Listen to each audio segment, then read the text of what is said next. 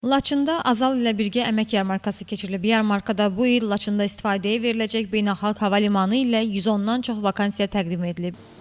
Böyük qayıdışa dair birinci dövlət proqramı çərçivəsində işğaldan azad edilmiş ərazilərdə əhalinin məşğulluğunu təmin etmək məqsədi ilə Dövlət Məşğulluq Agentliyi daimi aktiv məşğulluq tədbirləri həyata keçirilir. O cümlədən bugün də Laçın şəhərində yaxın gələcəkdə açılması nəzərdə tutulan Laçın hava limanı ilə bağlı Azalla birgə mini əmək yarmarkası formatında vətəndaşların müraciətləri dinlənilmişdi və qeydiyyatları aparılmışdı. Hal-hazırda Laçın şəhərində yaşayıram. Bu günlərimdə Azal Azərbaycan Hava Yolları Laçın rayonunun Qorçu kəndində açılan hava limanı ilə əlaqədar məşğulluq xidməti ilə bir yerdə tədbir keçirdi. 100-dən çox vakansiya ilə iştirak elədi.